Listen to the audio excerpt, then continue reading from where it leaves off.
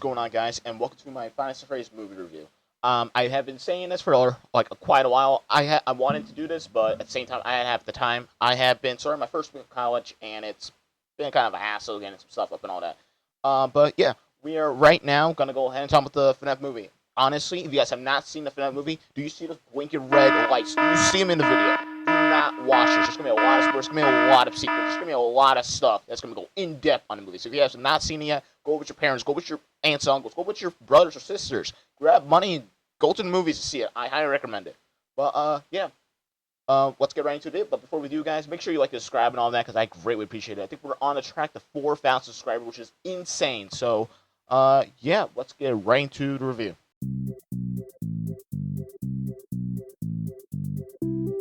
What is the FNAF movie really about? The FNAF movie is honestly a mixture of FNAF 1, and I would say there's a little bit of some stuff for FNAF 2. No, sorry. Not for FNAF 2. The FNAF books, which I think were the Silver Eyes and Twisted Ones in the 4th class. I'm not sure if they're coming out with another one, but yeah. So we first off see in the first scene we see a security guard getting spring locked, obviously.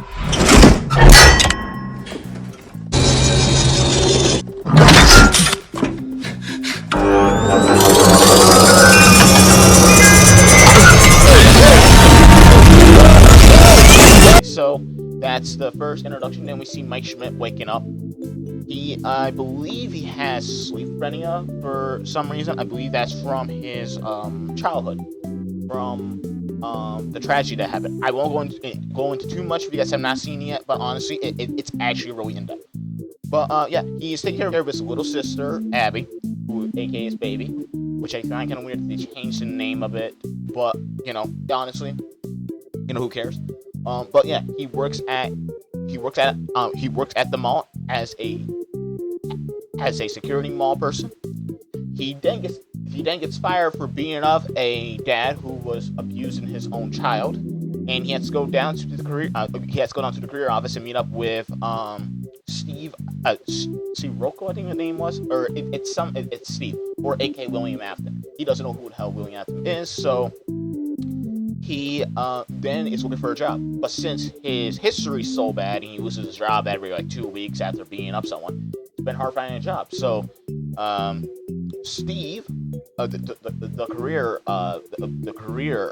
person, tells him to go take up this job at Freddy Fazbear. It doesn't pay well, but all you're doing is just looking for the cameras, keeping the door shut and all that. So he's like, I might think about it, but he might not, or he might.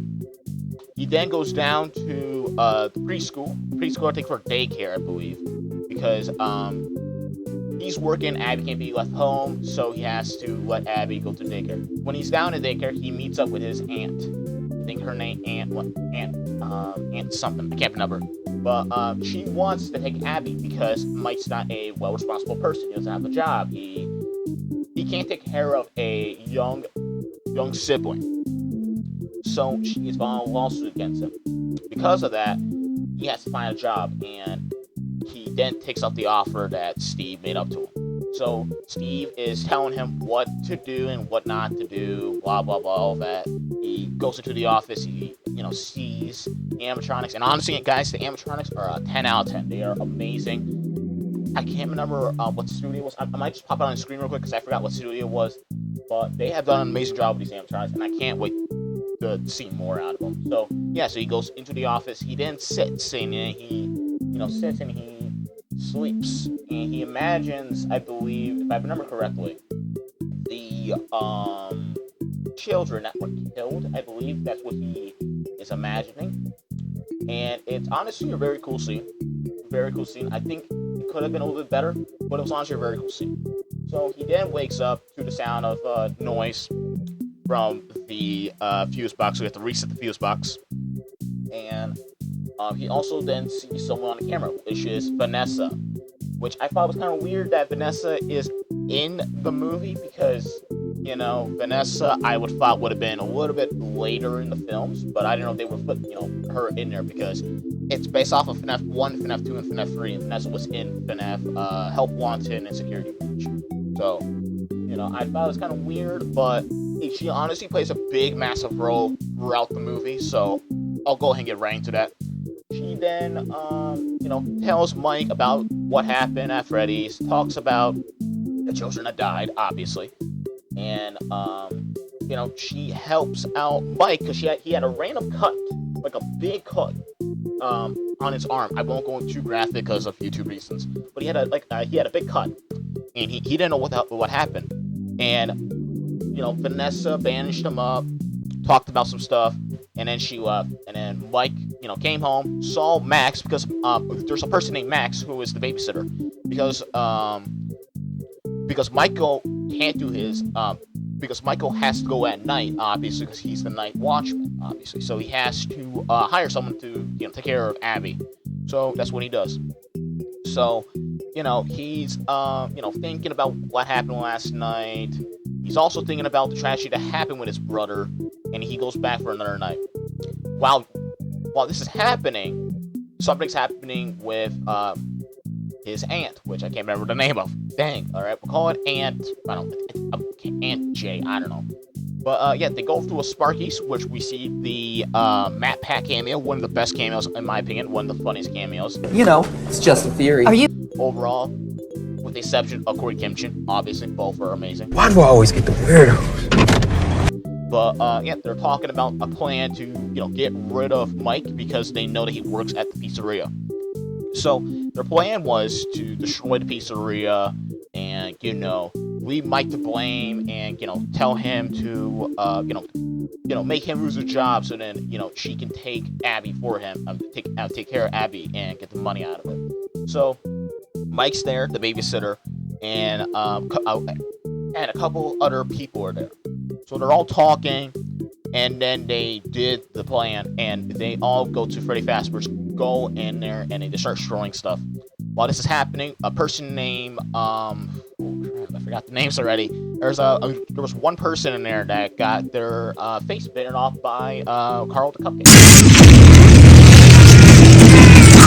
Yes, you heard me right. Carl the Cupcake bit someone's face off. It was very gruesome. Well, actually, no, it wasn't like gruesome. It was just him shaking with a face on him.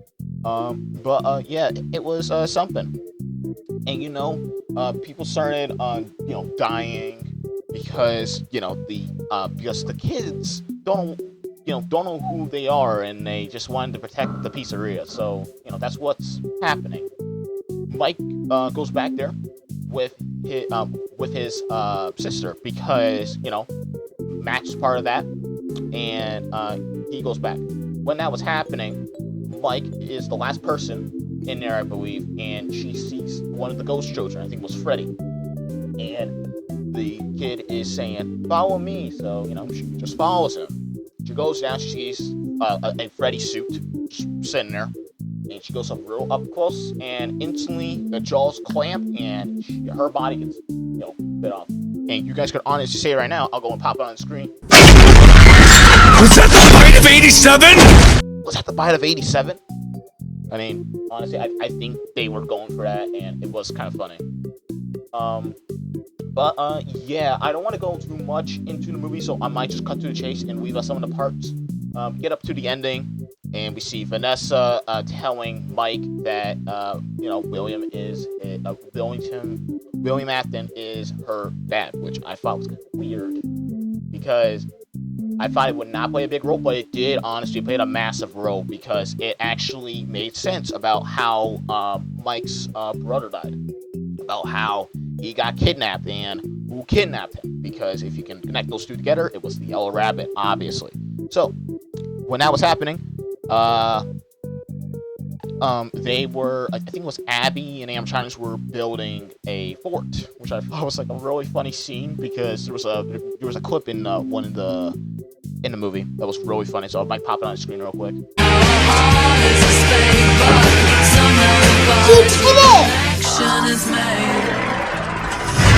But it was really funny. I liked it. It was a very funny scene. When Mike, I think he's sleeping, or he has an argument with Abby about what's going on, and Mike goes to sleep and he meets with one of the ghost children. I think it's Casey. aka Golden Freddy, and he meets up with him. And he tells Mike, you know, we can let you stay in this dream forever and relive your life. And he takes on the offer, but as a sacrifice, he needs to, you know, give Abby to the children, aka making her one of them, or making her get stuffed into a suit. So that's a little bit scary, because he didn't know that he was doing that, and he didn't want to do that. So when he's, I think, sleeping, or I don't know, I can't remember where the heck he is. I think he's at Freddy's, I think. I don't know, I can't remember. But so Mike's aunt's there, and she gets knocked out by Golden Freddy. And Golden Freddy tells Abby to come with him, because we're waiting for her to, play games and all that. So, they get into they get into a taxi, which is A.K. Corey Kempson's scene, which is one of the funniest scenes, honestly. Because how funny it is. And I love that signature line. I might just pop it on screen real quick for you guys, because how funny it was. Why do I always get the weirdos? And they're driving to get there, and Abby doesn't know what's happening, because William Afton, I thought this was like a weird scene, and I thought this was such weird, but the kids don't know like English, if that's in point. They understand drawings, so if you draw out like a heart to them, they'll understand you like them, you love them. If you draw out if you tell them to go ahead and kill someone, they'll understand that, which I thought was kind of weird, but it does play a massive role into the movie. So Mike then is, I think he's in the spring locks in the first scene of the movie, where the guy was, and he's trying to get out so he doesn't get spring locked. He then gets out, and he goes for the ventilation, and then he sees, he then gets out. He then sees Vanessa, tells about Mike, telling that William Anthony is his, father and all that, same stuff really, logically. And he then heads out. He then shocks the animatronics because they're acting weird. So he doesn't want to, get detected. So he shocks them, puts water, shocks them, kind of knocks them out. He then sees AKA William Afton, or Spring Bonnie, which I thought, honestly, the design of it looks awesome. I loved it. I kind of like the idea that they did with like having half of his body for the suit have like little dots of holes, having some little like brown spots in it. It was kind of cool. So, yeah, that happened, and he didn't know who he was, because when William said to him that he killed his brother, that's when it dropped back to him and knew that he was the killer and all that. When this was happening, Chica was taking Abby to the room to get, spring locked. Mike came to the rescue and, finished off, knocked out Chica. When they, came back, Mike, I believe William hits Mike, knocks him out, and then he wakes up the children because they were on his side because of the drawing. Vanessa goes up to William, and he takes off his mask to reveal that it was Steve, or the career advisor. And they have a talk, and one of the lines that I remember from the movie was, "You're supposed to keep him." You had one job. One. Keep him in the dark and kill him if he got too close. That's 2 jobs. William stabs Vanessa. His own daughter stabs her. And Mike wakes up after getting knocked out by William, and he tells Abby, they're friends, and the camera zooms in on that one picture with the rabbit, with William Afton as the rabbit dancing with the kids. So Abby then grabs a piece of paper off of the vending machine. Not the vending machine, off of the arcade, and draws out what really happened and place that and turn on the spotlights. The animatronics, or those children, see that, and now they know that William Afton is the biggest threat. So William Afton's in the circle with the animatronics around him, and he tells them that, you guys are, horrible, and you guys can't do this and all that. And Carl Cupcake goes in, bites a chunk out of the suit, and then the Spring walks in. I thought that was actually a really great scene because of the one thing he says: "I always come back." You can't have a movie without that. And he dies.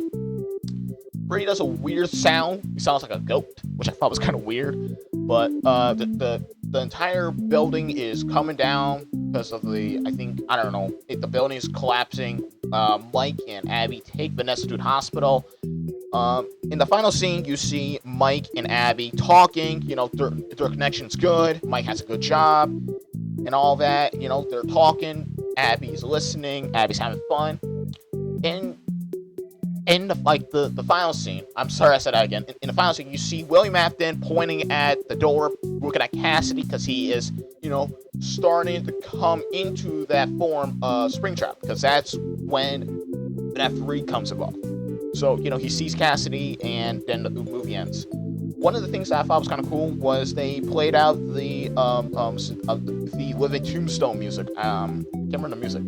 Crap, I think it was. It might have been just called Finest Freddys, but it was by the Living Tombstones. I thought it was a good way to end it, and a good way to finish it off. There's a post-credit scene of Corey Kempton getting jump scared by Balloon Boy, because Balloon Boy pops up some of the time. So I didn't want to talk about that because that was kind of like a funny scene.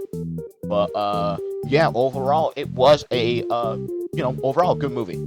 Did I enjoy the movie? Yes, I enjoyed the movie. Honestly, it was honestly such a good movie. It was honestly we have been waiting 8 years for this movie, and for a movie that had a budget of $2 million and it's made by Blumhouse, honestly a good company. I think the funniest scene overall in that movie, there was a couple of funny scenes. I think one of the funniest scenes was when Bonnie was helping Abby build the fort, and he had his hands up, and then he drops down to the ground, and Abby runs over and says, "Are you okay?" And he gives him a thumbs up, like, "I'm all good." That scene to me was funny, because I liked how the animatronics are half machine and are half suited. Because I've been getting a lot of comments by you guys about that. And yes, they're half suit and half animatronic. If I might put some links down below. It might be Dockles or 8-Bit Ryan's YouTube channel, but legit, the suits are half half suit and half robotic, because some of the scenes, because they're so heavy, they can't move they can't move straight, they can't move left. They have to do some of the parts going up and down, and the other parts are the robots moving, some of the arms and hands and that. But yeah, that was the one thing about the one of the funniest scenes. I think the FNAF movie looked amazing overall. It looked awesome. The FNAF movie looked amazing. It looked awesome. The thing that I did not know, I was watching some videos about people's experience being part of the movie, was it was actually an old Costco building, and they rented it out and they built the entire set on that, which I thought was crazy. I love the detail. I love everything about it. Seeing the animatronics standing, I think they're 6 feet tall, which was terrifying. Crap, would you want that behind you and all that? 6 feet tall. The buildings were, the places were amazing. The office was awesome.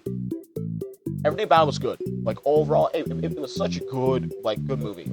Everything about it, the scenery, the atmosphere, everything was good about it. It was honestly good. Honestly, I couldn't say anything bad about it.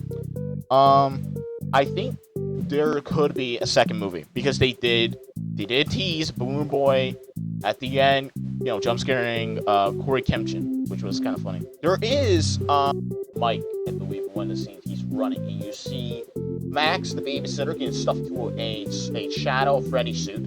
You see Sparky, and then something else. And people have been speculating that Max might be the next puppet, because she might be taking care of the kids that are there, because she's a babysitter. So that's why I'm not sure if that's leading them up, because there is some leaks. I don't think they're official leaks on the FNAF 2 movie with some of the animatronics being withered. I don't think those are real, because the puppet looks kind of weird. The puppet's I don't know, not tall. The puppet looks about the size of a decoration or something. But yeah, there is a lot of secrets because this movie is for the fans. Let me go ahead and skip to my next question. Before we get to the secrets, critics have been downfalling this movie. IGN has said this movie makes no sense. Here's the thing: the movie is for FNAF fans, not for everyone. It has been said by Jason Blum and by Boomhouse Studios that the movie is only for FNAF fans. Because I mean, you really have to understand the first 1 to 3 games and some of the story to understand, this. Critics have been downfalling this movie, and it has been really, really dumb, because I think critics don't understand how this movie, how this game, we have been waiting for so long, and they've just been downfalling it. Overall, I think critics were dumb. The audience score came in. It honestly boosted our, I don't even know a word for it, it actually made me happy because everyone liked it. I think it was like, I'm not sure what the score was, but pop it on the screen as well. I've been saying pop it on the screen a lot, but, there's a lot of stuff to pop on the screen. But, yeah, I'll pop it on the screen, and it was honestly a great review versus what the critics gave us. It was honestly dumb. The critics, I gotta say, they don't know FNAF lore, because, honestly, I'm gonna say it again, it's for FNAF fans only. It's not for everyone. It's been said. It was honestly a great movie overall. Should you go and watch it? I highly recommend it, honestly. If you guys want to see a movie that we've been waiting for 8 years for, or you just want to go ahead and go in there as a FNAF fan and see how a FNAF movie would be laid out, I highly recommend it. Honestly, I love the movie. I think everyone enjoyed it, who have seen the movie, and yeah. I think that's all the questions I have, but if you guys have any other questions, go ahead and leave the comments down below. I might make a part 2, who knows, or I might just be answering comments and, right after this video goes live. But, yeah, anywho, guys, that'll be it for today. I hope you guys enjoyed this, a little bit of a longer video that I did. I will be doing my Help Wanted 2 trailer analysis video very soon. I think I might be doing it later today, or it might go up later today, or go up tomorrow. Not sure, but yeah. Hope you guys enjoyed. Hope you guys enjoyed this little longer video about the FNAF movie. Hope you guys will go and see it, because I highly recommend it. But yeah, I'll go ahead and end it here, guys. I'll see you guys in the next one.